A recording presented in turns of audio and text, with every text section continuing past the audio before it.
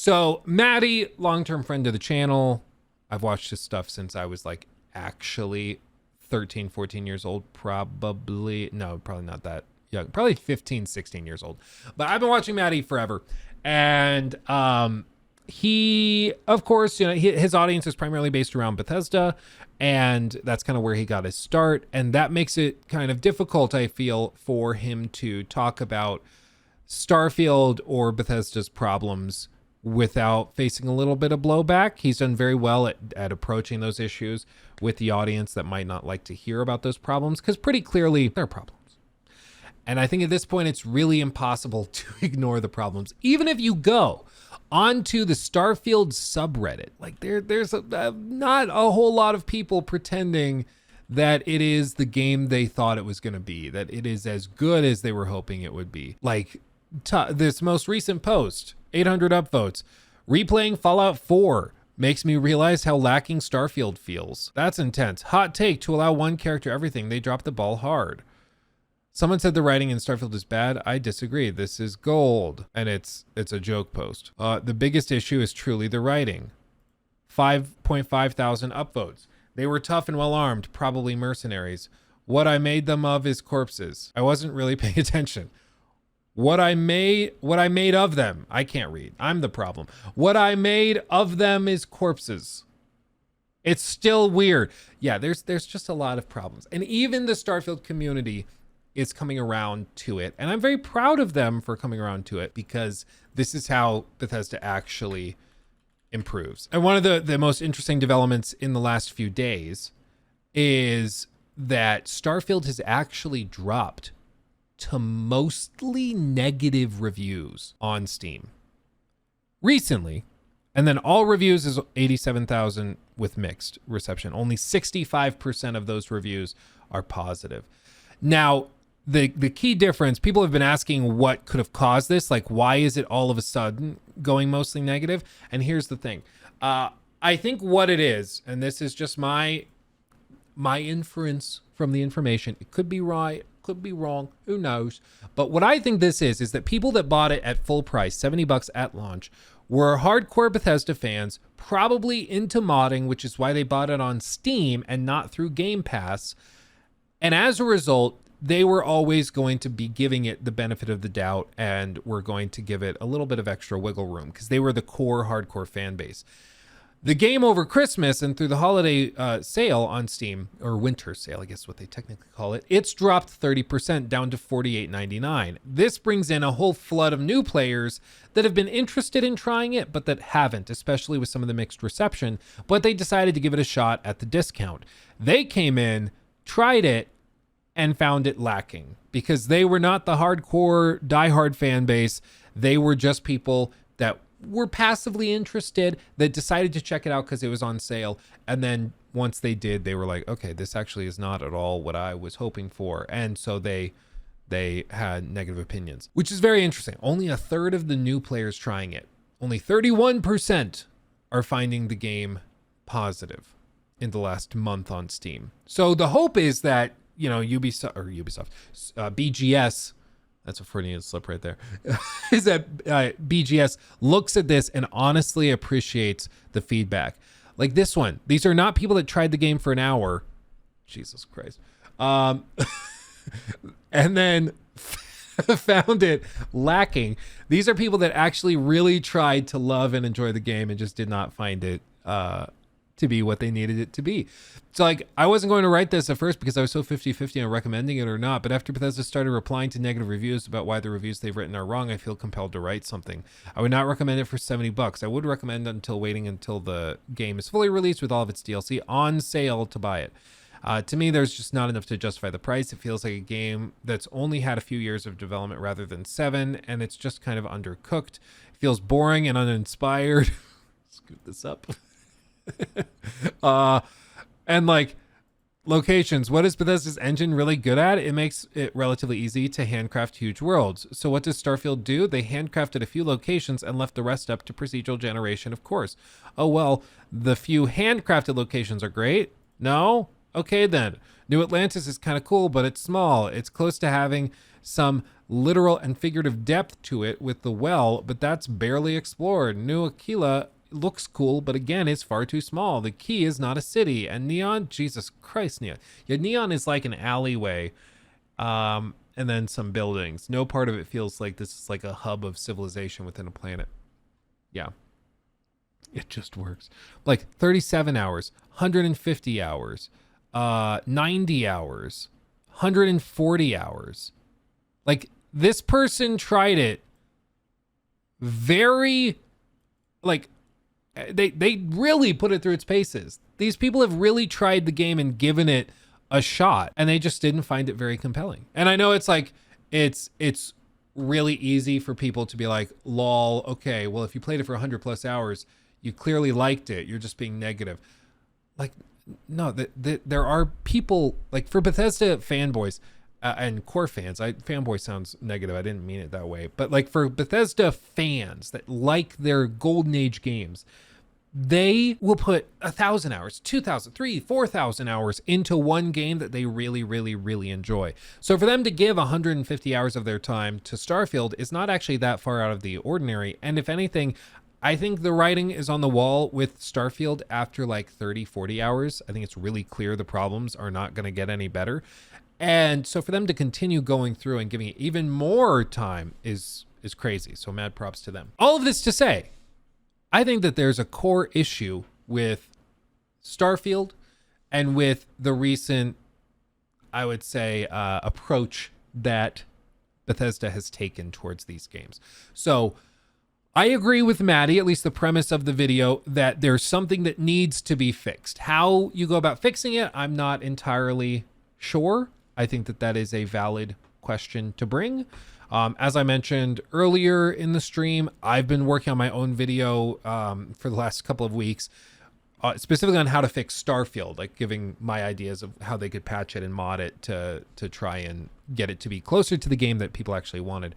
But that's sort of tangentially related to this. Maddie seems to be approaching Bethesda itself, so I guess let's see what's up. Earlier on, I made a video called How Skyrim Ruined Bethesda, and it was a video essay based on the subject of how Bethesda operated pre-Skyrim with design and communication versus how they operate nowadays, talking about Fallout 4, Fallout 76, and most recently, Starfield. Now, all of these videos that I prepared toward the end of the year are made in a vacuum of sorts. I don't put them out and then read the comments and then put out my next video like I usually do because I'm taking some time off. And this video, much like that original video essay, has been made in a vacuum. I kind of wanted to have the video essay and then the conversation afterwards, where the video essay was what I thought was a fair, critical look at how Bethesda operates and was less about the change your engine, Bethesda, and more about understanding what kind of company they have become nowadays. Today, I want to talk about how... And I think that is fair. I mean, the elephant in the room is just, we'll change your engine, stupid heads. Like, that's the easiest thing you could possibly do to fix it. But it's not necessarily a given. Like, to change over a game engine for a studio means changing, like, not just training materials. It means changing over sometimes the hardware. So like your actual computers will change out because it might be the case that, oh, if you're swapping to Unreal Engine, but you were using this other engine before that's optimized primarily for development with like AMD chipsets, but this is optimized for Intel, you might be swapping out hardware. So like there's stuff on that end. And then there's also licensing things where you've licensed certain secondary software kits for your engine, but now you have to get those licenses all over again. Like there's many other cascading effects. It's not as simple as just, oh, well, we'll just swap over. It's like just saying, oh, well, just swap from Windows to Mac. Like on the YouTube side of things, I've had people say, you know, I've said I've been really frustrated with Premiere Pro because Premiere is super glitchy and buggy and constantly just breaks things. But then people in the comments will be like, well, just switch to a Mac then. And it's like, well, to do that would mean that I'd have to switch to Mac. I'd have to have my editor switch to Mac if we were going to start using like Final Cut or something. Like, it's not that simple. Like, there's many other things. All of our like pre-built stuff and effects and intros we'd have to redo because they're all built in like After Effects that can talk to Premiere. So like, there's so many other things that follow from it. It's just not that simple to switch, which is why it was such a huge deal when when CDPR said that they were switching over to Unreal, especially after all of the crazy stuff that they had done. How to, quote, fix, end quote, Bethesda. They're an extremely successful company. They make a lot of money. In their eyes, they need no fixing. And I do kind of like the idea that like we're saying, how do you fix them? It reminds me of like a really dysfunctional relationship. How do you fix Bethesda? Do you love Bethesda, or do you just love the idea of Bethesda? Does Bethesda love you, or do they just love the idea of you? That's a very valid question. And there are some things that are said online about them that I disagree with. One of those being a subject in this video, and I'll call it out when I get there. But what I wanted to talk about is how to get Bethesda to where they're walking that line of being the profitable, extremely popular company that they have become, while also maintaining that core fan base, and how to sustain that for generations to come beyond the days of Todd Howard. So ladies and gentlemen, thank you so much for tuning in. I mean, I don't think Todd is probably ever retiring. I think he's always going to be there. I just don't foresee him leaving at this point. So I think he'll always be there. Maybe not like active creative director. He'll try to take more of a supervisory role, but that's just, I mean, that is what it is. I think a lot of people are like that. In the upper echelons of game development, and even most companies, you know, they might not be involved in the day-to-day anymore, but they are still participating in the process. As for all of this other stuff, I mean, it's just, I think it's a very valid question to ask. Is Bethesda the same company that made Skyrim? And I would say it's two-pronged. For one, I don't think they're the same company. It's pretty clear that they've shifted perspectives and approaches. They're really focused on trying to reinvent the wheel. Like, they had this amazing thing with the sandbox adventure game in Skyrim, and then with Fallout 4, they try to go like super narrative, even though their writing teams are not very good. So the writing falls super flat, and it's just not that interesting. And then with Fallout 76, you know, that's just a cluster. And then with Starfield, it's like, you guys are really good at handcrafted environments and worlds with like environmental storytelling that's top notch. That's what you're really good at. So you decide to make a game with basically none of it. How does that make any sense at all? So I think that they've either completely lost their way, or it's just a different approach, or they didn't really like making those games like Skyrim back in the day, or they got sick of it. There's just something weird where they're really good at that, but they don't want to do it. You know, they just are actively trying to avoid it. If you're new here and you're into Bethesda content. Oh, and the other piece, because I said there were two pieces to it.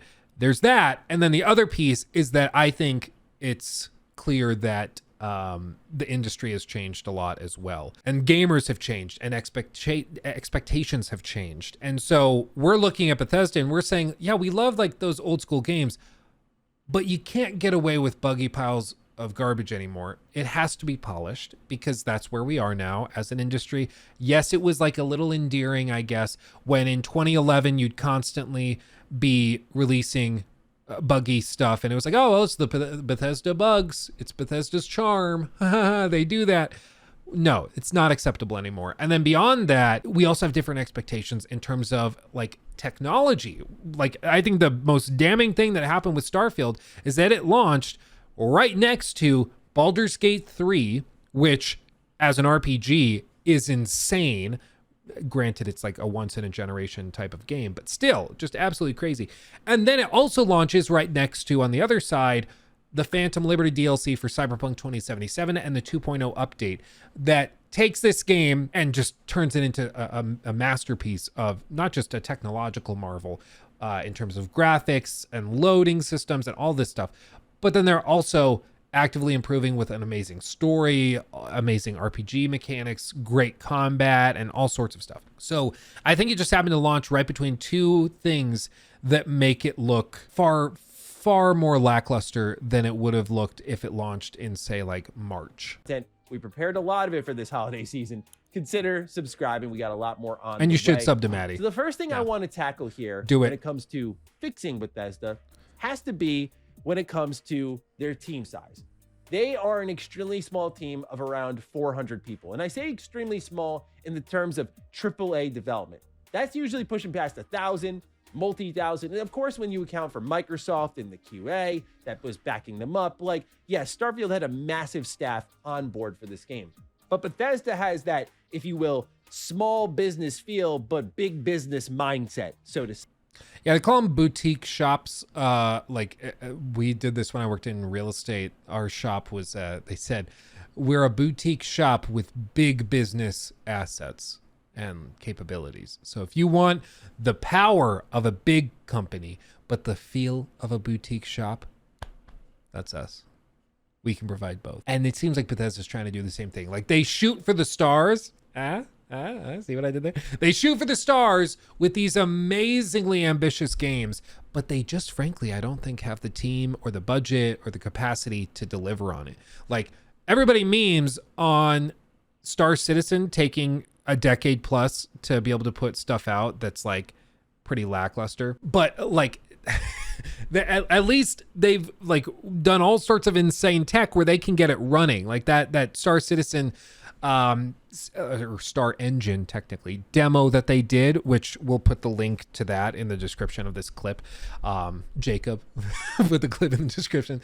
But we did a reaction to that engine demo that they did, and it made Starfield look way out of date because they're just like seamlessly, without load screens at all, loading from planet surface to space to actual realistic orbits being simulated. They have object permanence, so if you drop something on this planet and then leave for an actual year, you can come back and find that water bottle still on the ground right where you left it, so long as nobody's touched it or moved it on that entire planet. Like, it's ridiculous how much they have working in that, but it's taken them years and years and hundreds of millions of dollars to basically program their own custom engines and rework engines that they had licensed to get working that way. Like, it's ridiculous what they've done. And so Starfield and Bethesda in general, I feel like they have kind of lost sight of what they're capable of, because in 2011 they were capable of AAA games that were massive in scope and they could deliver that. But in 2023, it's just, there's higher standards. Like, there's just higher standards. People expect more, and you need to do more to be competitive, really.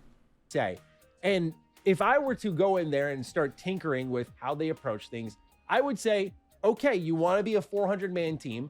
Let's start building your games around that mindset.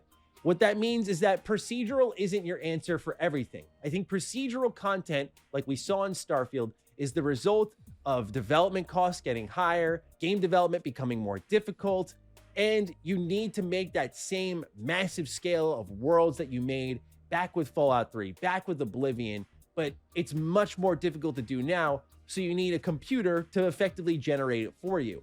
I think what needs to happen is a slimmed focus. You can still make worlds to live in that are highly replayable at the same time as maintaining what makes your game special. You can still maintain scope and scale in meaningful ways while not making, for example, 1,000+ planet galaxy. Now, I really do like... Yeah, I mean, I would agree. They have a habit of biting off more than they can chew. And if they decided instead of 1,000 planets to do 3, like just stick to the solar system, I think that could have been really, really cool. And that would have stood a chance to actually be, I think, enjoyable if they had gotten rid of the load screens and then also the fish bowls and then only done like 3 or 4 planets to actually explore. That could have been cool. It could have been mostly forests and caves and procedurally generated stuff, but that at least I think would be much more compelling. But instead what we have now is like the worst of both worlds. The idea Starfield's presenting, but I wonder if sometimes Bethesda's biting off more than they can chew. Something that we've talked about with 76, something we've talked about with Fallout 4. I will say, though, I hope that Bethesda in turn maintains the quest focus. To me, that was Starfield's biggest strength, and I hope they maintain that because that can provide focus for the team. What are our strengths? I feel like questing is one of them. It's about the adventure it sends you on, where even if it's not the quest itself that's incredibly well written, it's about when you're going from point A to point B, that thing that distracts you along the way. Quest focus fuels the best parts of Bethesda game studios, whether their games are gigantic or tiny. And that...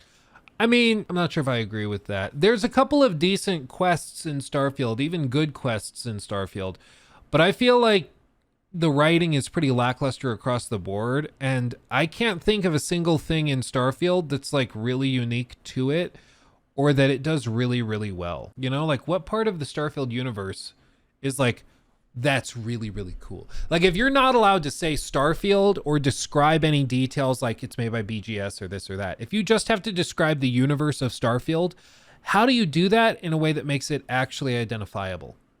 Well, it's like it's a NASA punk inspired world, and you fly in spaceships, and then there's like space pirates, and then I guess you could also say that there's like this cool magical force that allows you to do things like push things and pull things and maybe slow things down. Like you just end up describing a lamer version of Star Wars at the end of it, you know? And it's like there's just not really anything it does where it's like, oh yeah, that's the thing it does really well. That's what sets it apart. There's just not really anything it excels at. That would go hand in hand with what I said in my video essay, reconnecting with the actual reasons for Skyrim's success. At the same time, when I am talking about acting your team size, that may mean inadvertently kind of thinking about how you're supporting Fallout 76. I think if you have a 400 main... Okay, I'm glad I'm not the only one. So look when the bullet hits, then when the head pops. So pop. Okay. Okay, his health drops. He's close, and then he's... Oh, no, the head did pop. So, like, look at how much time. This is why I can't really play... Oh, it's a girl. This is why I can't play Fallout 76, is because of this delay. Fires the bullet. 2 frames. It hits right there. And then 1, 2... I guess, is that another one? No, it doesn't hit there. She just moves for some reason. Well, no, it shows the hit marker. So the actual bullet animation showing it moving is actually behind when the bullet actually lands. Okay. But anyway, so it hits here. Okay. 1, 2, 3, 4, 5, 6, 7, 8, 9, 10, 11, 12, 13, 14, 15, 16, 17, 18, 19, 20, 21, 22, 23, 24, 25, 26, 27, 28, 29, 30. I'd say 30 frames later is when it actually looks like you've actually hit them and killed them, because their head pops off and then their body stands up somehow, and then a blood effect sprays, and then the body goes limp. And this is a 60 frame video. So like straight up half a second. Straight up half a second of delay between when the bullet hits and when the game actually presents it as being hit. You know, it's just... That delay makes it very, very difficult for me to play personally, because it feels like constantly you're playing with 100 millisecond pings or 500 millisecond pings. Like it's really, really tough to play it and for it to feel tight. Kind of thinking about how you're supporting Fallout 76. I think if you have a 400-man team, you can make the games you still want to make, but you kind of need all hands on deck for the production of them. You can't afford to have multiple teams of your development force involved in a live service product like this. At the same time, I will say 76 is getting much better. Atlantic City was a pretty good step forward. Nuka World on Tour was also pretty great. There's still a lot corrupt within it on a technical level, but I can see why they want to hang with it. Bethesda just wants to do that. They want to do the same thing with Redfall. They just refuse to let go of these games, to their credit. But I feel like if you need to accept that, like you're a smaller business, a smaller staff, it's time to act like one. Maintaining a live service game, consistent support for Starfield for 5+ years, supporting Fallout 4's next gen update. You can only go so far with the manpower that you've provided yourself. So start acting your team size. This next one I'm gonna go in on because Bethesda's communication has historically sucked, and especially in 2023, I think it was really bad. I think of the Fallout 4 next gen update as the prime example of that. I get that we all knew in the Fallout community, oh yeah, whenever this Fallout TV show drops is probably when you're gonna drop the next gen update. That is our assumption as intelligent gaming fans. You, Bethesda, it's on you to not announce a next gen update, which is considered a very small, free thing, whatever thing, and confirm it for 2023, and then give us no word whatsoever all the way until the final dying weeks of 2023. You go, yep, it's delayed to 2024. See you then. We're excited about it. Yeah, I agree. I mean, it's pretty stupid. I don't know if it's the marketing teams that they struggle with or what, but this has also been a thing with Xbox. Xbox has really struggled to communicate clearly across all of these teams. What was the example? There was, I don't think it was Starfield. Maybe it was Redfall. I think it was Redfall. Like, they had this game that they were allegedly really excited about, that they were going to try to push to everybody. Everybody's going to find out about it. And instead of everybody, like the Xbox Twitter account, and then the Redfall Twitter account, and then the Arcane Twitter account, and then all the Facebook pages and all the YouTube channels, instead of them all kind of working together to promote the game, it was like Redfall's account would tweet things occasionally. That was kind of it. And then Xbox might occasionally tweet like, coming to Game Pass soon. And like, that was it. There was very little coordination between the teams. So I think that whether that's specifically, you know, a BGS issue or more of an Microsoft Xbox issue, I'm not really sure, but it's been a big problem for Xbox as well. And PlayStation does not have the issue at all. Like, PlayStation has always been really good at getting all of their social media teams to work together. They'll have Guerrilla sending out tweets promoting the latest God of War Valhalla update and stuff. So they've always been very, very unified with it. And I think that's something Xbox needs to work on. It's very easy to fix. You just get a new marketing director, and then you get a new team in there. They go in there, they unify everything, create a system for planning out these posts, and it's something they can easily fix. They just have to do it. About it. Yep. See you then.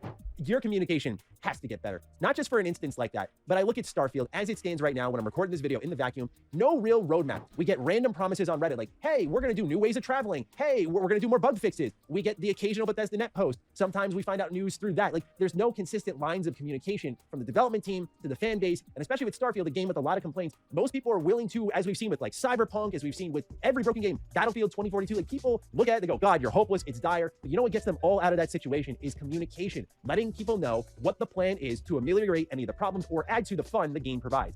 And then backing it up with actions. I mean, that's the biggest thing. Like, you guys remember right after Cyberpunk 2077 dropped, everybody was like, okay, yeah, you're saying you're going to fix it and right this wrong. Okay, we'll believe it when we see it. And they sort of, you know, started working on it, but it was like, okay, guys, this is not going to do it. And it took a solid 3 years, but they got it there. You know, they added stuff. They made the game bigger and cooler. They added this phenomenal expansion, and they eventually got it there. But their actions spoke louder than their words. And with Bethesda, it feels like they don't really have any words, usually. They don't really say much of anything. And then their actions come a day late and $1 short most of the time, and it's just like, you gotta at least do one of them. At least one of them, please. Bethesda Game Studios just is too cagey for their own good. It's a product of the love their fan base has for their IP, from Fallout to Elder Scrolls to Starfield. There are people who are only fans of Starfield, and if you're only in that camp, you're kind of sitting there going, all right, what's the plan? We know you're supporting the game for a while, but you're giving us a lot of nothing here. Some people are only Fallout fans. What's going on with the franchise? Like, you've got to talk to the fans, because then what happens is expectations build, anger builds, and then you get what's happening with Starfield. Speaking of which, sometimes I think in the pre-release of your games, please keep in mind that you can't drop key details of your games in like a GQ interview and then leave out that in like the big Starfield developer direct. I say, for example, how Todd Howard in a GQ interview had mentioned that Starfield explores differently and he's unsure how it's going to be received. Probably something that should have been said on a public level to gauge expectations. I would put money on it that so many of Starfield's problems wouldn't have been discussed if Bethesda was actually open about how exploration was truly going to work, or any trepidation that they felt heading into launch on that. But instead, it was, unless you watch the Mr. Matty channel, buried in a GQ article, and that was like a couple weeks from launch. You know, unless you watched Luke Stevens calling out all these people for hyping it up and pretending like these weren't problems. You guys remember, and actually I have another video pulled up, which is a video I did like 8 months ago on Starfield, where I was like, some of this stuff doesn't really make a lot of sense. Some of these things don't line up, and I don't know why more people are not upset about it or talking about it. Because there were red flags everywhere with Starfield, and people were just actively ignoring them. They were pretending like it wasn't actually an issue. It was weird. It was freaking weird. And now, of course, hindsight's 2020. So all of these creators, I'm not pointing this at Matty, because Matty, I think, in general, was trying to calm his audience down. He was just fighting an uphill battle because some of his Bethesda fans are difficult to wrangle, let's just say. But there were a lot of creators that now are kind of retconning and pretending like they were always kind of skeptical and suspicious of Starfield, but they were hyping it up just as much as the next guy. Like, just as much, let's be completely honest. The decision was made for people by that point. So I just feel like Bethesda needs to communicate these sorts of things better. I said I had a hot take on this list. I have an item on this list here that I don't think anyone's going to want to hear, but I'm going to say it anyway. Keep the creation engine. To me, I think a lot of people use this as an easy... I'm willing to hear him out. I know, because it's not always, yeah, hashtag Luke was right. That's my favorite hashtag I've ever seen in my life, Kenneth. I love it. But like with the Creation Engine, like I said, there's a lot of extra hoops you have to jump through to swap it out. I think at this point, my stance is that there has been so much goodwill burned as a result of the Creation Engine over the last decade.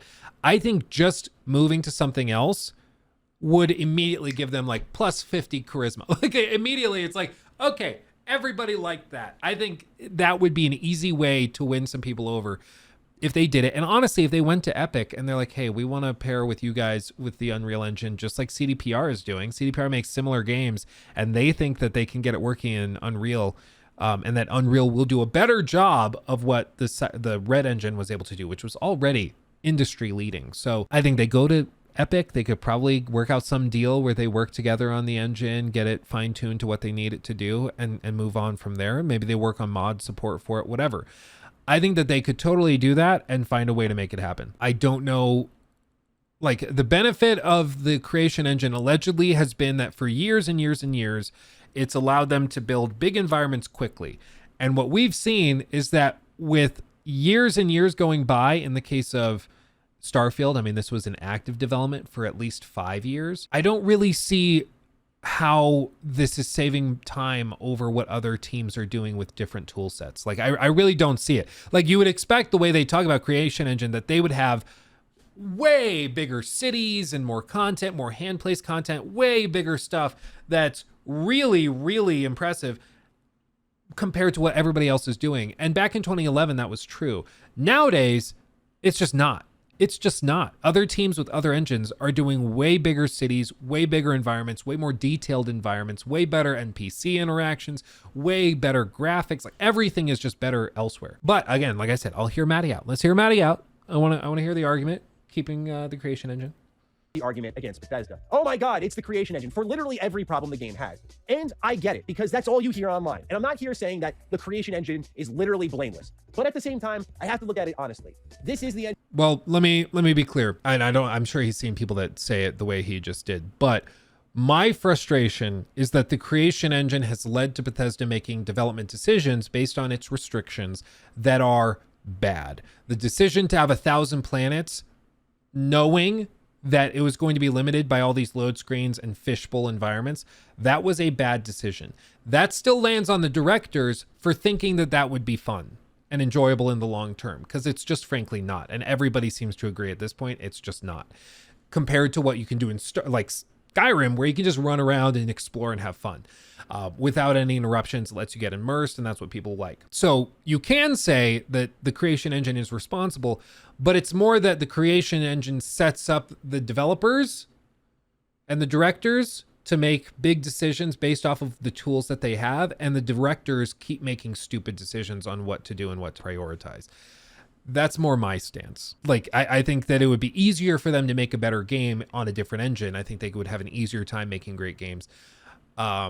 I think using the Creation Engine is fighting an uphill battle, but the blame still lands on some of those core decisions that like Todd and those guys made early on, where they thought that the way Starfield looks and runs would be enjoyable to fans. Engine that powered some of the greatest games that we have enjoyed, like Skyrim. It has powered games like Fallout 4. When I look at Starfield and I see the critique is, it's the engine, man. I mean, it ran Skyrim a decade ago, 2 generations ago of hardware. Bear in mind, that launched on the 360. Yeah, but Luke, the astronauts weren't bored. So it ran Skyrim 2 generations ago. It ran Fallout 4 a generation ago. And Fallout 4, while people said it didn't look bad or even pretty good, it was far from an industry-leading game graphically in 2015. I think, especially when you compare it side by side with The Witcher 3, a game that's just as vast. And I think looks way better when you compare 2015 footage to 2015 footage. So graphically, it didn't really hold up. And then in terms of spaces, it also was filled with bugs, and it launched super broken for a lot of people, including myself. So, you know, this might be rose-tinted glasses, kind of looking back on it with modern bias. The engine is limiting Bethesda. To me, that feels like an ill-conceived argument, not targeting the true problem of their game. Starfield, to me, and maybe your interpretation is different, its problems boil down to game design. Game design was its biggest issue. And by that, I mean how they handled fast traveling, how they handled exploration. These are creative choices that go along the way where you have this game you dream of making and the game you kind of can make, and there's that kind of in-between area that you're hoping you fall between, and that's the challenge of game development, is what are you going to cut and what choice are you going to go forward with? And what I see in Starfield are choices that just didn't pan out well. That's not padding over the problems of the game. It's just, I think, honestly tackling what was wrong with the title. I don't think Creation Engine is at the heart of any of Starfield issues. Some people will say, well, because of Creation Engine, that's why the design was limited. But there, I would respectfully disagree and say that I look at Okay. Disagree with me, Matty. Disagree. Skyrim and Fallout 4 and don't see limited games there. I see excellent games that had... No, I think they were limited, but within the constraints of the technology of the time. Like, you can't look at 2011 with Skyrim and compare it to 2023. Like, you just can't. It's just not the same. Like, you know, like, we had higher tolerances for load screens when everything was running on whatever it was, 7200 RPM hard drive. Like, we were just used to it. Everybody was used to it. So I don't think you can then say that they're directly comparable. Like, it's different times, different hardware. It's totally different. Yeah, Skyrim was really good for its time, but in 2023, if you release Skyrim under a different name and we had never seen it before, people would find it extremely lacking compared to what we've gotten today. Had great design decisions made that led to feeding the game's strengths. Fallout 4's biggest complaint really was the lack of role-playing. That was a creative decision made by Bethesda. It had nothing to do with the engine. Skyrim's biggest problem... I think that was more marketing, though. And this is something I've come to realize, is just that Fallout 4 is a really good game if you play it differently than Bethesda games are typically played. Like, Skyrim is all about role-playing as just whatever you want, and they give you like almost no barriers to entry there. Like, if you want to just show up and be like, oh, now I'm a wizard, they're like, after 20 minutes of basic questing, they're like, okay, you're now the head wizard of this entire group, congratulations. Okay, now I want to go be head of the Thieves Guild, and then you run off and you do like 45 minutes of quests, and now, yeah, congratulations, you're like executive leadership within this. Like, they just really don't put any barriers between the player and whatever kind of fever dream fantasy they have. So it's like very light-hearted role play.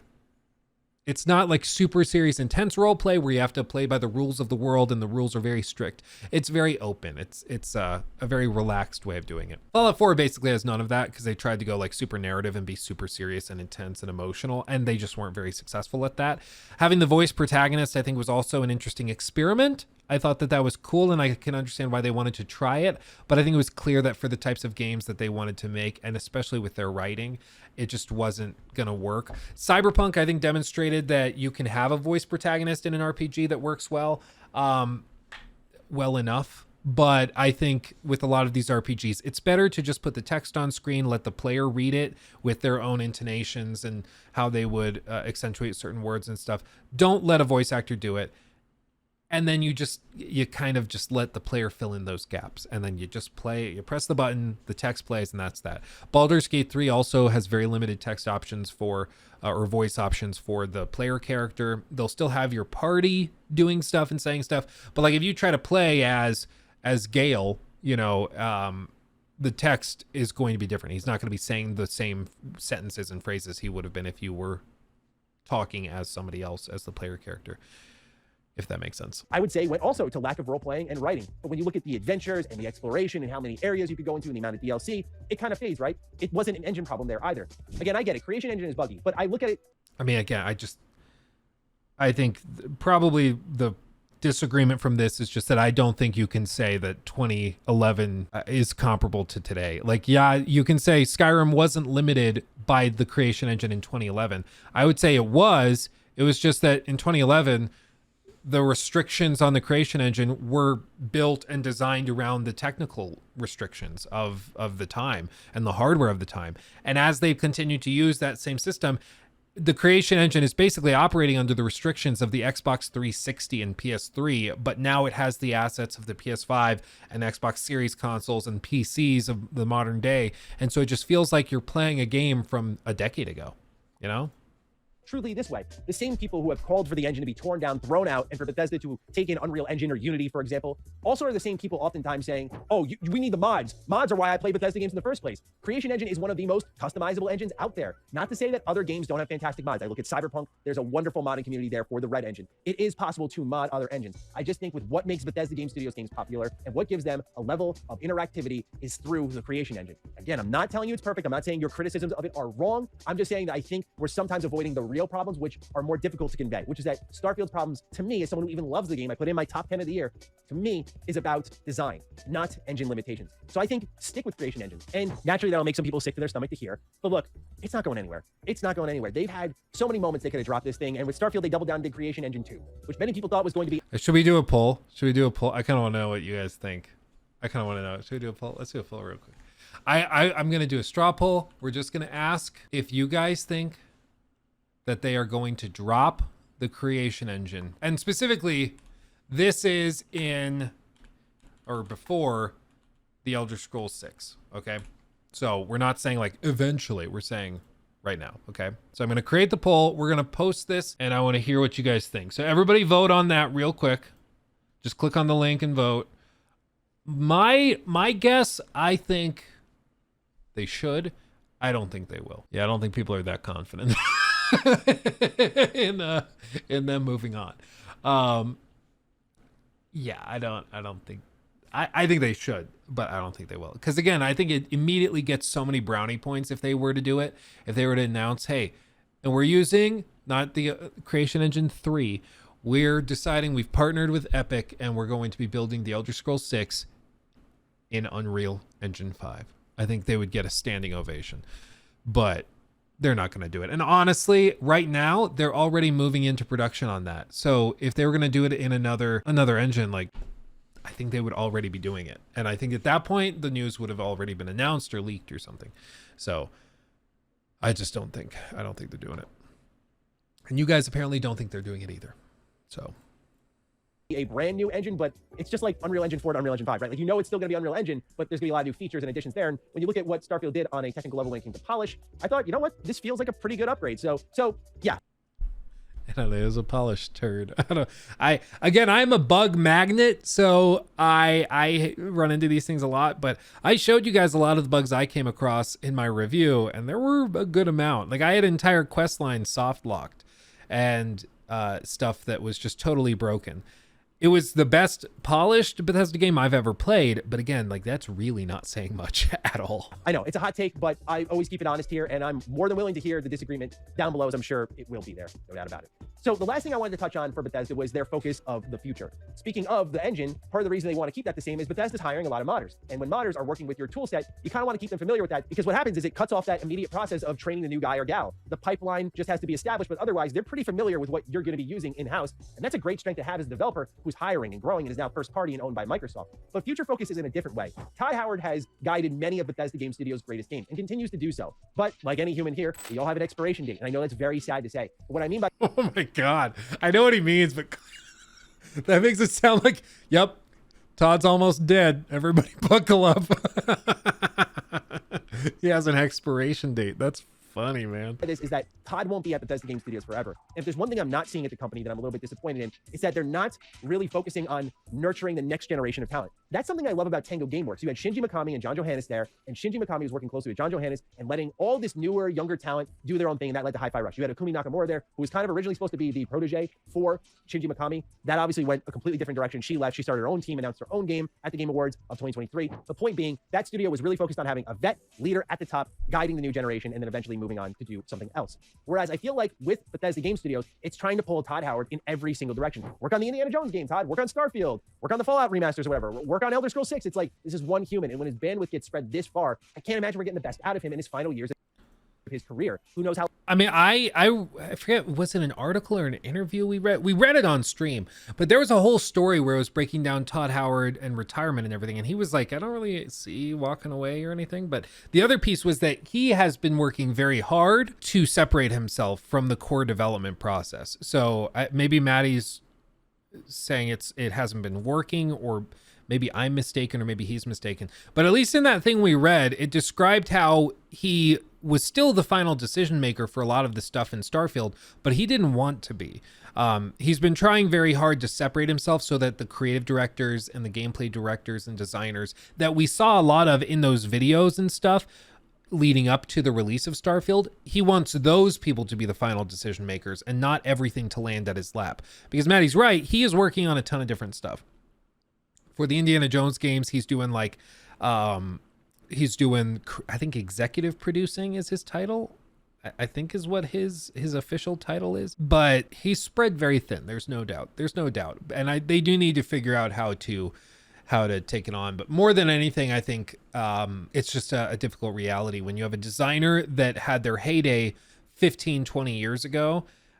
And I know it sounds crazy to say Todd's heyday was 20 years ago, but we're approaching like Fallout 3 and Oblivion when like Bethesda Game Studios really started skyrocketing in popularity. That was at this point like 15 plus years ago is when like we're talking 2006, we're approaching 20 years since that game. So, he's been around for a long time, and his most well-received games were a decade plus ago. And so I do think it's valid to at least question maybe he's not like the future of BGS. He can take a role in it, but he might not be the one that's going to be directing the next 10 out of 10 Bethesda game. How long he hangs around. Maybe it's beyond Elder Scrolls 6. Many people are convinced that's his last game. And if it is, I hope they get on top of things quick and they start to nurture who's the next person who's going to get on stage and talk about Bethesda games. Who's going to pioneer the next generation of Bethesda Game Studios games. That's a legacy that can't continue solely through Todd. Yeah, all of these guys, we've seen in a lot of these videos. A lot of them. Emil. And if it is, I hope they get on top of things quick and they start to nurture. So Emil Pagliarulo, this is a guy we've talked about on Luke Stevens Live before. I've made some videos mentioning him. He's been around since the early 2000s at the very least. So he's been very, very active. And he is like one of Todd Howard's right-hand men. Like Todd needed that, the whatever chant that's at the opening menu of Skyrim, he needed that written. So he sent Emil home, and Emil just like wrote the damn thing in this language that doesn't really exist. Like he just figured it out. So like he's a very cool creative guy, but he also has a very interesting philosophy. Like he doesn't believe in design documents apparently, which if you don't know design documents, like it's like a whole thing in game development where you build out the game before you even start development on it. Kind of like an outline for an essay or something. So you build out the whole game, what it looks like, the narrative, all the mechanics and everything. And then you go and you start working through. It can change, it can refine a little bit as time goes by, but you have everything basically laid out in that document. You should see the game on that sheet before it actually is put together in its final form. He apparently doesn't believe in that. He doesn't like doing that. It's also Bethesda for years. They very openly and proudly said that they don't play test their games, and everybody joked. And the old joke was Todd would say, "Yeah, we don't play test our games," and everybody goes, "Yeah, we noticed," because they were always so buggy. So they've had these weird philosophies that I think maybe worked back in 2011, but they don't really work nowadays. And I think Starfield is a great example of why some of those philosophies don't really work when you try to go extra big. Like with Starfield, not having a design document to figure out exactly how traversal would work and how the world building would work and how procedural generated areas would work before you started working on it. I think that was a huge problem because Starfield feels like a game where they were like kind of figuring it out as they went along, and the way it ended up was just not really that fun. And I think that's probably because of the way that they approached it. It's like writing an essay without an outline, hoping you stumble into a good essay, but you're not allowed to edit it afterwards because the game has to release, right? You have to put it out. So once the essay's done, you're just like, okay, put it out there. Hopefully people like it and it's a good essay and it gets a good grade. It's just a very weird way of writing. It's not how people are taught to make games nowadays, I would say. Who's the next person who's going to get on stage and talk about Bethesda games? Who's going to pioneer the next generation of Bethesda Game Studios games? That's a legacy that can't continue solely through Todd and needs to exist through someone else as well. Pete Hines has left. Jeff Gardner is out. So gradually the old. Yeah, Pete Hines, in case you don't know, marketing head honcho at Bethesda Softworks. Originally, I think it was at Bethesda Game Studios, moved to Softworks, and then he recently stepped away. I don't know if he officially retired. I don't recall. I think he did retire, but he's out. And then the other guy that they mentioned To exist, there's someone else as well. Pete Hines is left. Jeff Gardner is out. Jeff Gardner, I believe he was the lead director on Fallout 76, and he left after a couple of years. So gradually, the old roundtable of Bethesda Knights is starting to fall off and either start their own adventures or doing something else. And so here we are at the end of it all. What are fans going to get who are in it for the long haul with Bethesda Game Studios?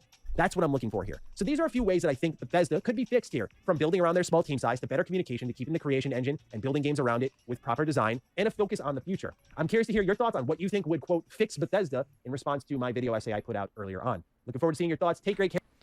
For me, I guess this is the part where I go through what I think would fix Bethesda.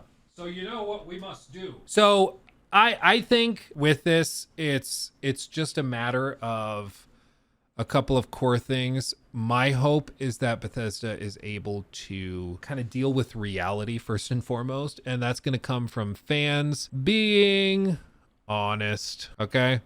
I think fans have to be honest.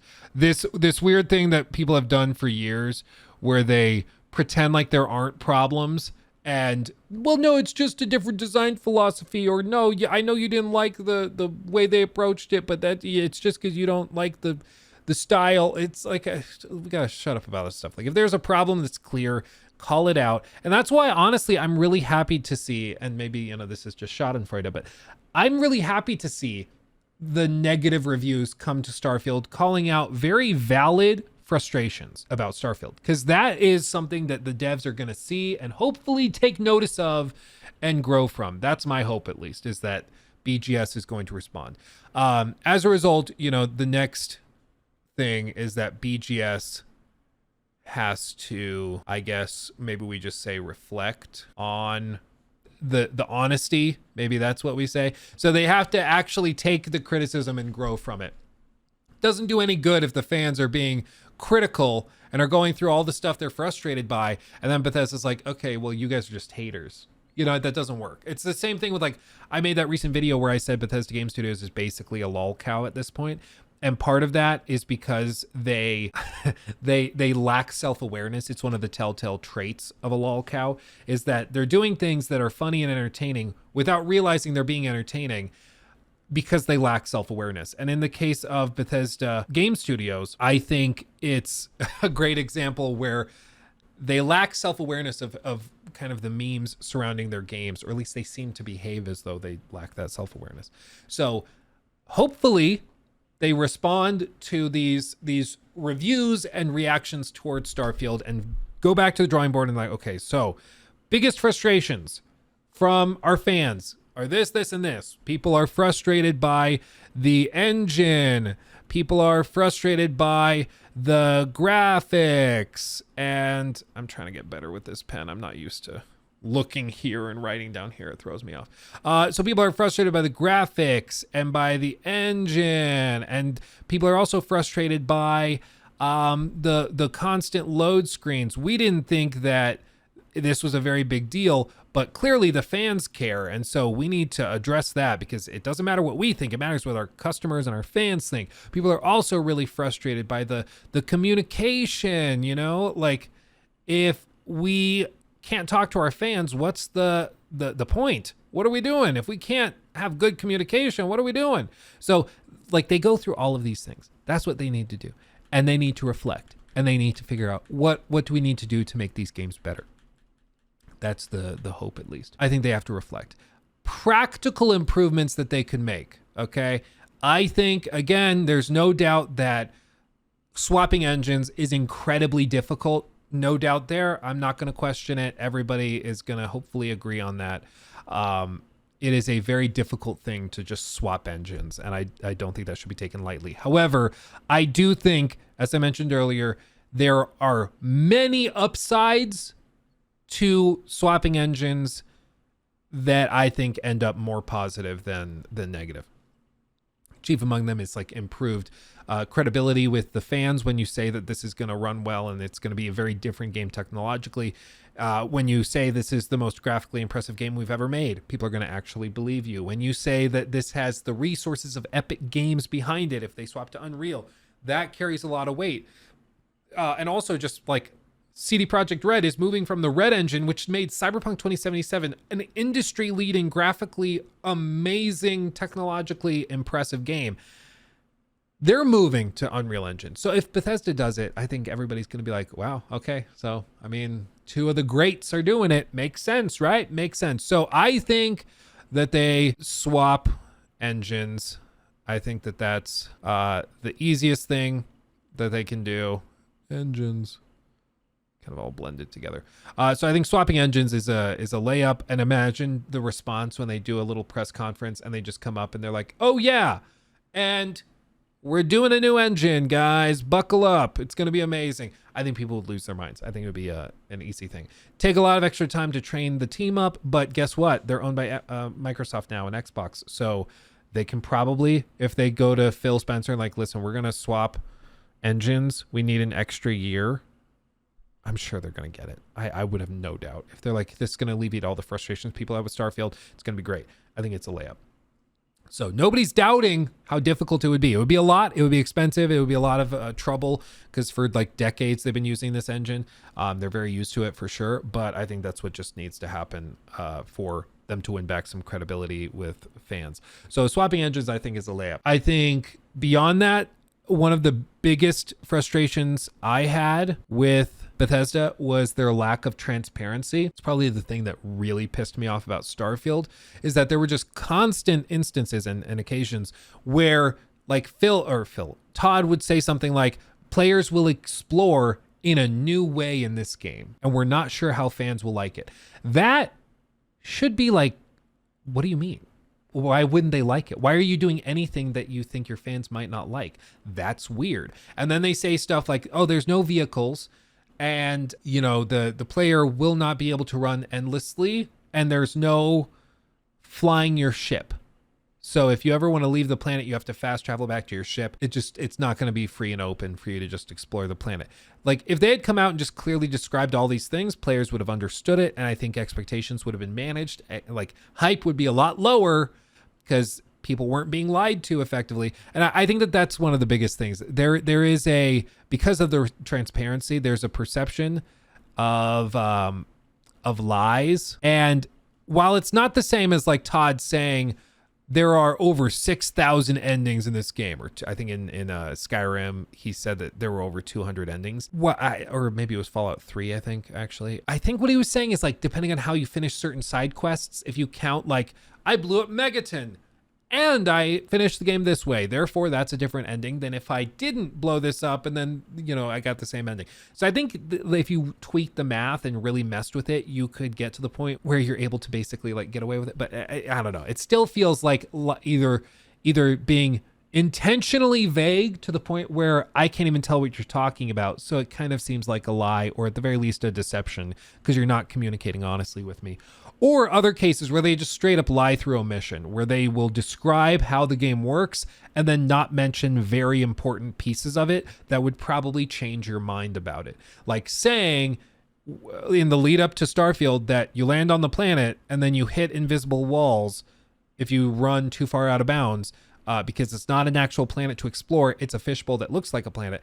If you described clearly how it worked, I think players would have a lot more respect. But again, hype would be a little bit lower. And I think this is the thing that Todd has struggled with a lot. I say struggle. He's benefited and profited from it, no doubt. But he has a real problem with over-promising things and being a little bit maybe overly vague for his own benefit. And this is the thing, like if there's one occasion where you say something and you don't go into the detail that would have helped me decide I wasn't actually interested. If it happens once, okay, it was just, maybe you just didn't say it. You didn't think I would care that much, whatever. If it happens twice, it's like, okay, like fool me once, like shame on what is it? Fool me once, shame on me. Fool me twice, fool me once, shame on you. Fool me twice, shame on me. Fool me 3 times, I'm an idiot. Like that's basically how it works. And in this case, Todd just time and time again says things that are clearly ridiculous. And like anybody who's thinking skeptically is going to be like, I don't think that makes a lot of sense what he just described. 1,000 planets, and he says it's going to be their most explorable and interesting game yet. Like, I don't see how that could possibly be the case. And then you find out other things, and it just, all of this to say, it feels like there's a lack of transparency with what the game actually is, and that kind of pairs with Todd's problem with lying about stuff, or at the very least not being clear about things. So I think that's a problem as well. And then perhaps a really, really huge one is just managing expectations. This is something Bethesda has had basically no interest at all in doing. Yeah, I just did it Bush Jr. style. You're damn right. Fool me once, shame on you. Fool me twice, I'm not gonna get fooled. That's basically what it is. So managing expectations is something no studio or publisher or really anybody trying to sell you something wants to do, because it's not fun. Like, it doesn't actually really help you that much. If I come along and I'm like, hey, listen, I'm trying to sell you this car. This car is okay, and it gets decent mileage, and it's going to have some issues in the long term and break down, and you're going to have to spend a lot of money repairing it, but it will get you where you need to go for a little while. And it will also lose its value the moment you drive off the lot. Money, please. Like, nope, nobody's gonna be that thrilled to buy from you. But if you come along and you're like, hey, this car, this is it. Okay. Not only has it gotten all these safety awards, not only is it retaining its value better than previous models in its own line, not mentioning that they have some of the worst plummeting values of any brand, but I'm just keeping this very slim statistic. I'm not technically lying to you. It's the best. It retains its value the best of all of its other crappy brothers and sisters. So I did tell you the truth technically, but I withheld key information that would change your opinion. But also it has mileage that is, you've seen those Ford F-150s, the most popular truck in America. This has like twice the gas mileage that car does. Not even mentioning that that's a pickup truck and this is like a little bitty sedan. I could go in there and I could kind of stretch the truth and mention half truths here and there, withhold other information, and leave you in the position where I haven't lied to you directly, but I did not paint a realistic picture. But that's what salespeople do, because they want you to buy it. They want you to be excited for it. That's just how this works. And in the case of Bethesda, they also, of course, want to highlight and frame everything around it being really cool and really impressive. But that also, I feel like, for them, leads to situations where they say things that are not easy to misconstrued. And Bethesda's fan base is based a lot around, because there's so much time between releases, there is a whole lot of speculation that happens. There's a whole lot of hyping up that happens. There's a lack of transparency from creators on what's real and what is, I guess, invented or exaggerated. So you end up with a lot of people thinking the game's going to be one way when it's just frankly not. And one of the ways you deal with that maybe is with like creator events, where you actually invite people out to the studio to play the game so they know exactly what the game is and they answer those tough questions directly. But that's probably not that likely to actually happen. Other things that they can do, I mean, for the Elder Scrolls 6, I think it's going to be tough, but I think what they have to do, kind of unlike Starfield, is probably like extended gameplay looks, where they'll give access to the game to maybe IGN or GameSpot, or even to players through a demo or something. But they just give people the access to the game to play it for like an hour, and they have an hour of exploration gameplay of Elder Scrolls 6, and you can just see what the game is like for an hour. Like, that's all they really, really need to do. Just let them play for an hour. Let players see what it actually is like. Honestly, I prefer not knowing much about the game, or when it releases before it does. I really like being positively surprised by Todd's approach. I get that. I agree. It's better to know nothing about a game and be surprised with how amazing it is. That's one of the most fun feelings ever, like to just go in blind and then be blown away. That's awesome. I totally agree. However, when you're talking about a game or a studio with a history of let's say problematic behavior and approaches to things, that trust to just buy a game for $70 and hope it's good is eroded. It's gone. Like, I think if you want to just go into a media blackout with whatever Larian does next, or with whatever Rockstar does next, well, GTA 6, that's fine. You're going to get the game day one, spend $70 on it, and probably have a great time and be like, wow, this is great. I'm having a great time. I think that will probably happen with either of those two examples. With Bethesda, I think they've forfeited that goodwill, and it's not a given that will be justified. The one thing you could say is that with them now being an Xbox company, with it coming to Game Pass day one, if you have Game Pass, it's just like, okay, well, I'll just come along and I'll just download it for free, basically, because I'm already paying for it. I'll just pay the $15 a month or whatever it is, and I'll get the game day one, and it's going to be awesome, and voila. You know, that could be very fair. That could be very fair. I think for us, it's that they are selling copies of the game still. And with all of this, I mean, time is worth something too. Like downloading the game and playing it is worth something as well. And the mental energy involved is worth something. And if you don't think your time is valuable, I'd say that's a problem with you. You got to figure that out, my friend. Start valuing your time, and you know, you'll go far in life. That's the first big step to success.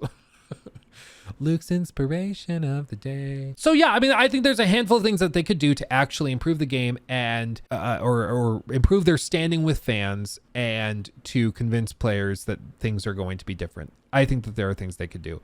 What do I think they actually do? I mean, honestly, out of all of these, do I think they swap engines? No, I don't think they do. I don't think they swap engines. I think that they're going to keep the creation engine. And honestly, I think we probably see many of the same issues in the Elder Scrolls 6. I think we'll see constant load screens. I think we're going to see all of that. I don't think anything's going to change. So I think that's going to be a thing, or not going to be a thing. I don't think they're swapping engines. Transparency, I also don't see any reason to think that this is going to magically change. If anything, they're just doing the same thing they've been doing for years.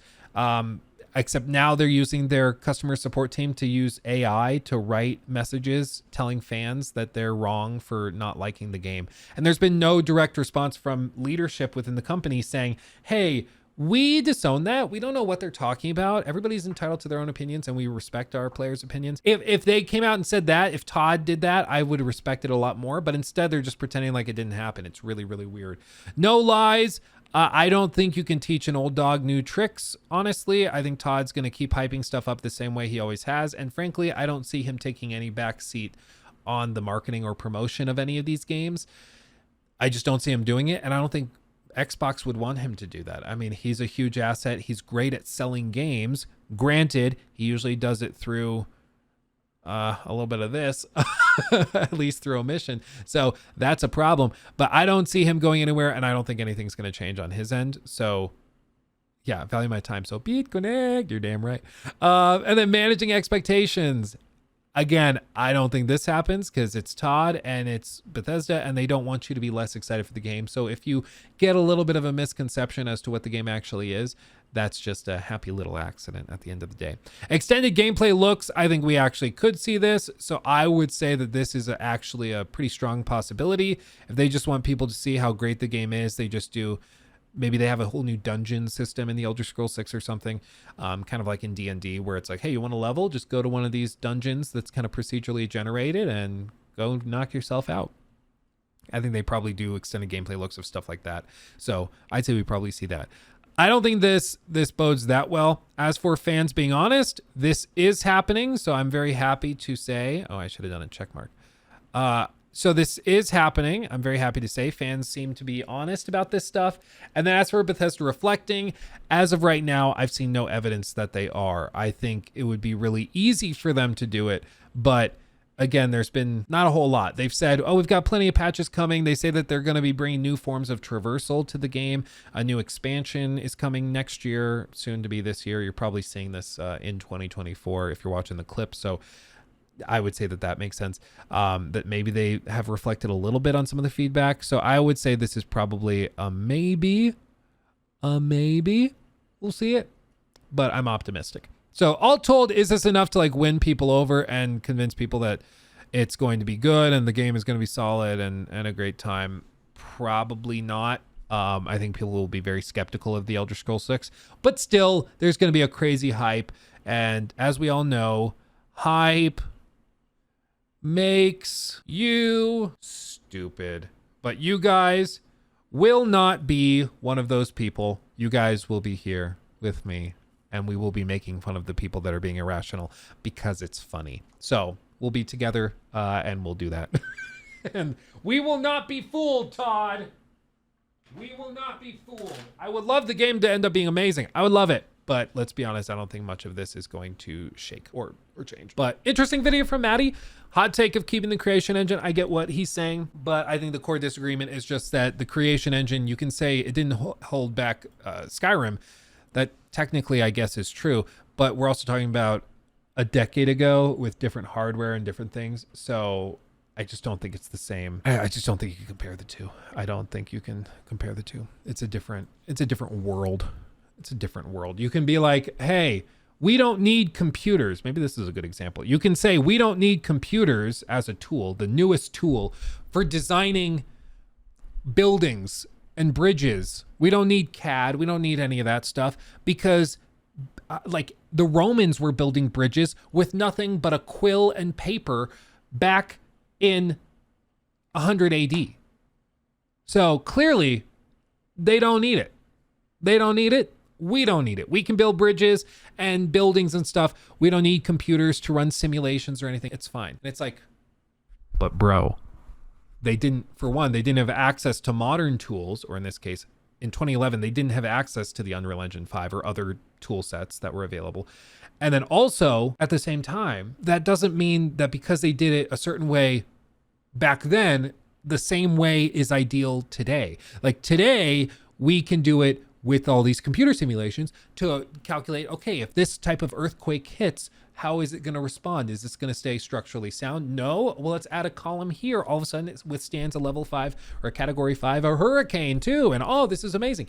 That's something we couldn't have done with just a quill and some paper and papyri or whatever. So, you know, just because it worked that way back then does not mean that we should do it the same way today. I think it's the same kind of fallacy at the end of the day. Having a blind faith in a studio is a privilege that must be won over. From and Capcom are those for me. Yeah, Cass, I think that that's probably fair. I think it's easy to burn that goodwill, but like From, I think is very good at it. Capcom has been doing amazing work recently. Rockstar's been doing amazing work. So I think it's fair to look at those and give them more of a benefit of the doubt than some of these other studios. And if we start to hear things and maybe hear some red flags and see some red flags that are concerning about GTA 6 or about some of these other games, then yeah, I think you could be worried about that and you could bring that up. But as of right now, I mean, I think that that's totally fair. So honestly, people are saying this video is going to be a roller coaster. I don't think this was that much of a shell shock, but I don't think he had that many hot takes on this. I thought that this was probably pretty reasonable and well balanced. I didn't feel like it was that far out of left field, so I'll take it. He took my thing.